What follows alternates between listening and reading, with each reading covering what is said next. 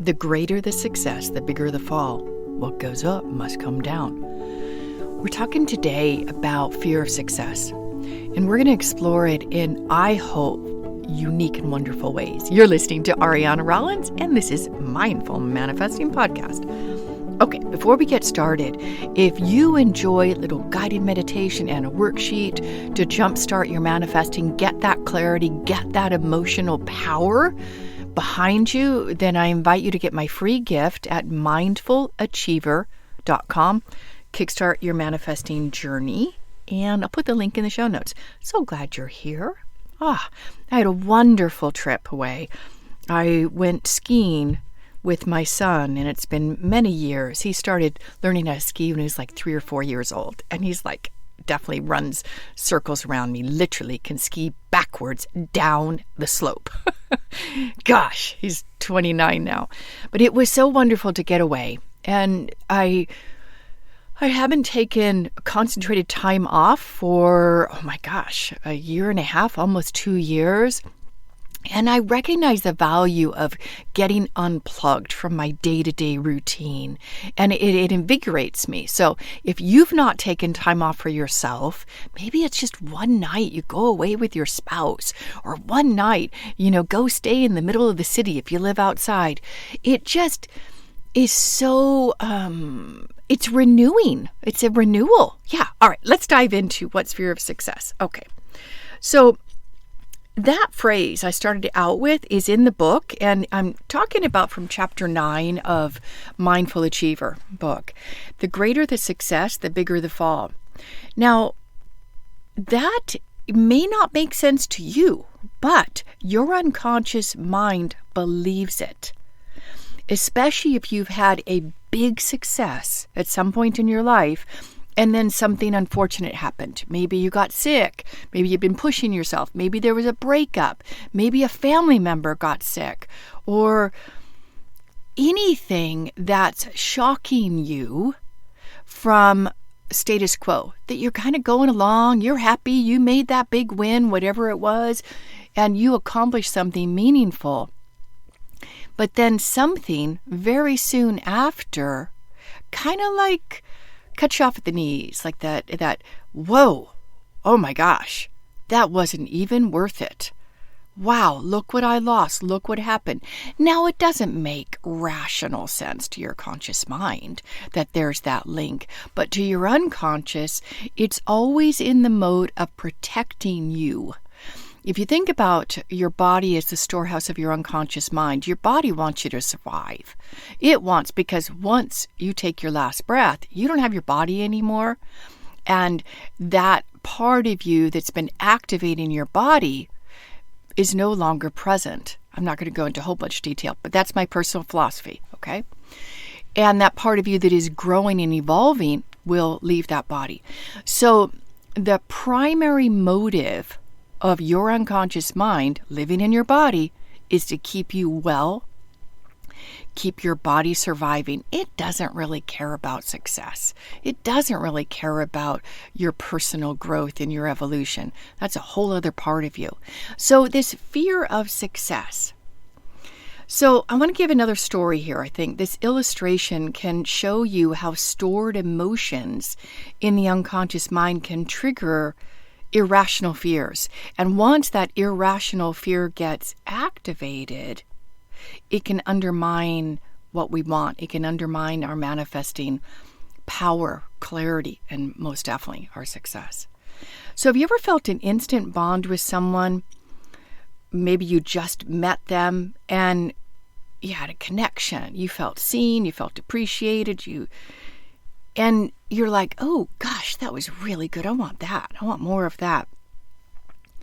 So how long did that little mini relationship last? Maybe you were fortunate and maybe you married that person, but maybe you weren't. Maybe that person kind of floated in your life and out. So how long did it last? Looking back, do you recall who pulled back first? Was there a moment or an event that caused the relationship to go from magic to kind of tragic? So as you reflect on that relationship, what did you conclude? Were you glad that you entered into it? Were you glad for the love shared, or the experience? Or did you feel betrayed and regret, maybe risking your heart? It's a good question to ask yourself, because it's that instant answer that's going to give you clues as to what has been stored in your unconscious mind about relationships. This episode is not all about relationships. This is just an example that I shared in the book. So if you're like most people, you'd feel worse. You wouldn't say, oh, I feel so enhanced. I feel so loved. You would be looking back. The pain and loss stands out more than the bliss. Again, that goes back to the survival, right, of the body. And there's a reason we recall pain more quickly than joy, because our unconscious mind stores all our life experiences. Everything you've seen, everything you've heard, everything you've witnessed, every TV show, every radio, every song. It's amazing. It stores all of it. We may not have conscious access to it, but it's there. It's there. So all of our life experiences get stored in our body. And as I said, the unconscious mind's there to protect us from loss, protect us. The ultimate loss would be death. And sometimes, a loss or a breakup can feel like that.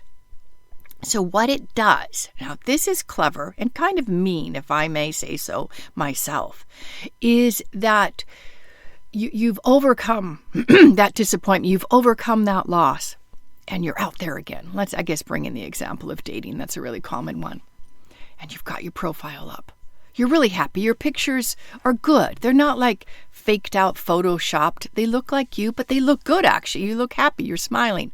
You're pleased with what you wrote on your profile. And you get some likes. And people are wanting to have a connection with you.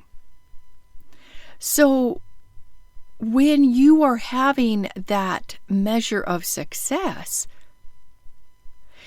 that's when your unconscious mind can bring hesitation.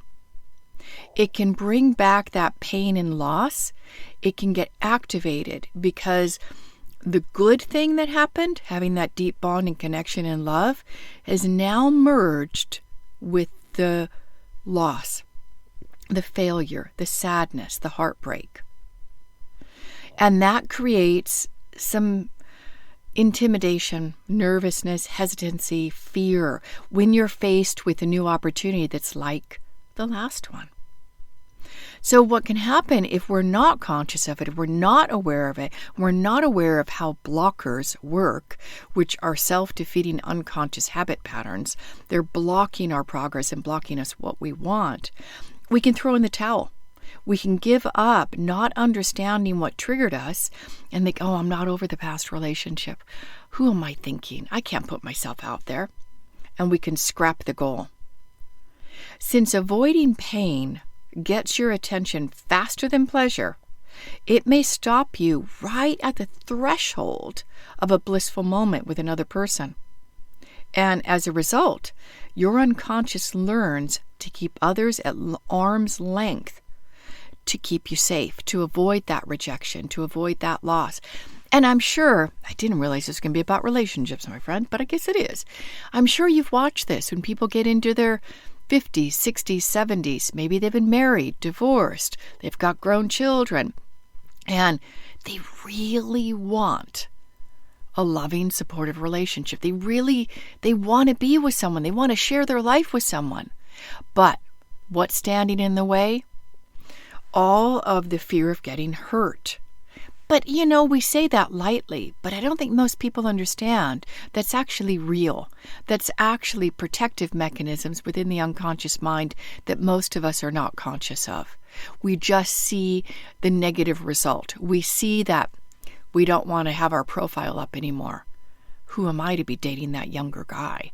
Or who am I to be connecting with someone who's much younger than me? If you're a man and you want to have a relationship with a woman and she might want children. So all of that is going to go, whoop, screech, put the brakes on. Okay.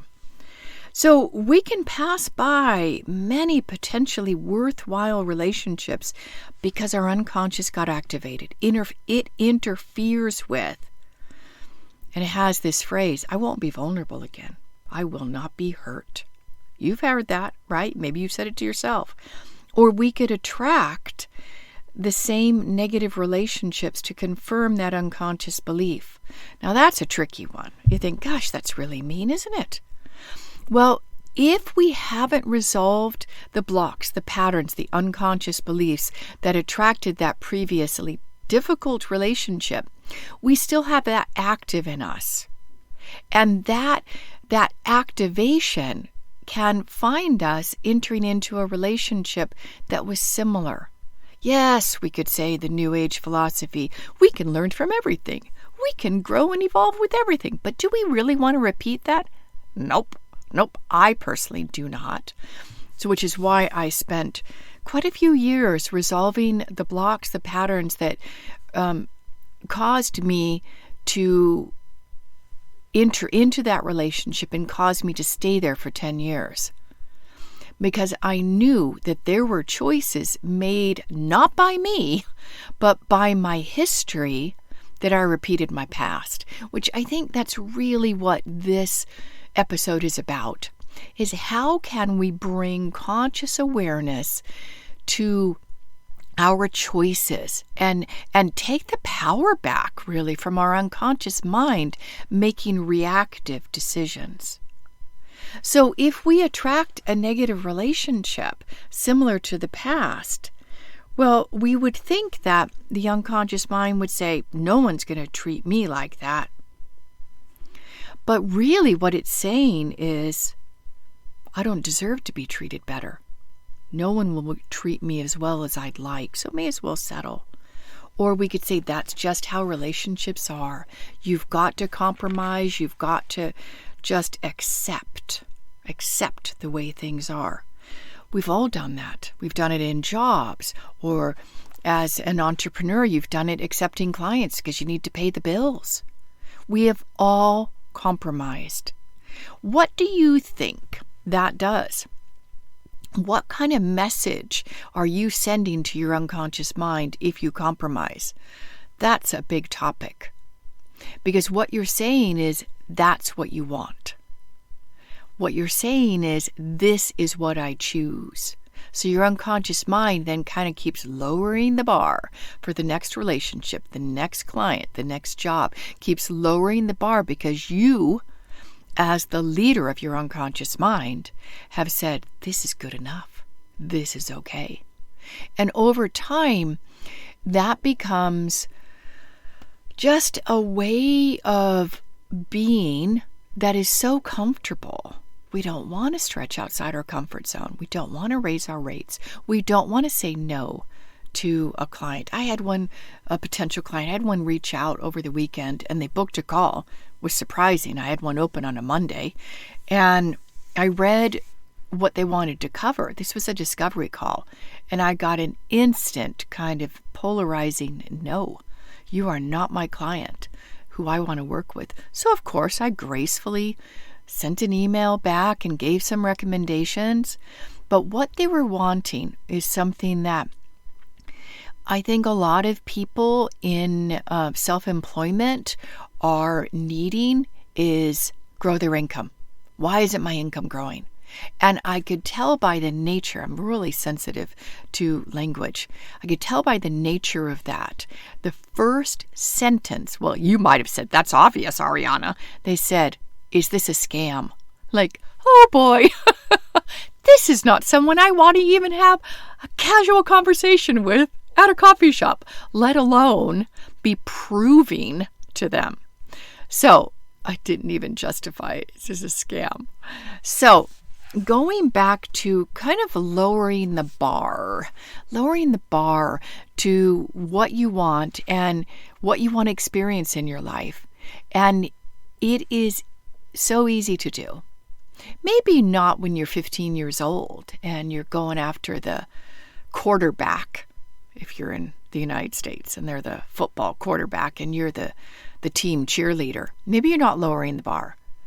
Maybe that was a great relationship. And then you move on to another one. And then maybe let's say you marry the quarterback. You're like, oh, I did it. Oh, yeah, right? I married the quarterback. And you guys are this perfect couple.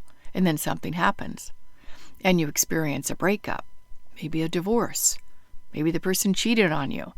So you can see how it's easier when you're in your youth to have infinite possibilities. Anything could happen. And you've got that conviction, that belief, because you don't have, what is it, my friends?